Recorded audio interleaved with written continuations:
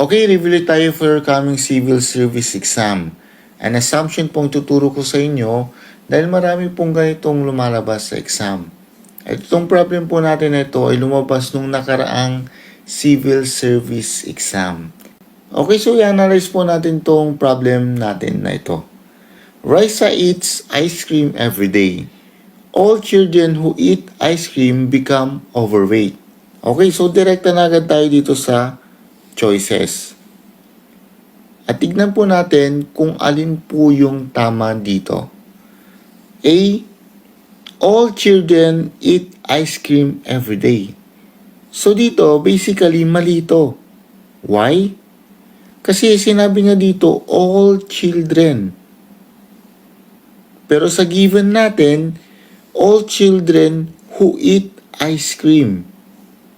Hindi naman lahat ng children na kumakain ng ice cream ay overweight. So ito, A, ay mali. Next, B, all overweight children eat ice cream every day.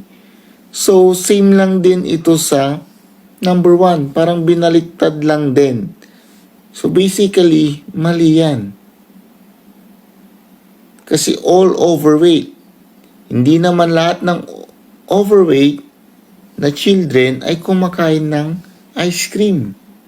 Okay, next, C tayo. Overweight children eat ice cream every day. Okay, so basically mali ulit ito. Kasi hindi naman lahat ng overweight children ay kumakain ng ice cream every day. Dahil sabi nga dito sa given natin, all children who eat ice cream become overweight. So dito na lang po tayo mamimili sa D or E. Letter D. Raisa is a child. Sa E naman, Raisa is overweight. Now, the answer here is letter E. Bakit?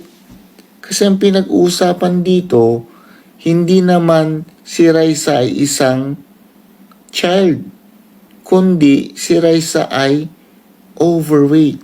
So the correct answer here is letter E. Pag ganitong assumption, lagi nyo tatandaan na mag-base lang lagi kayo dito sa given.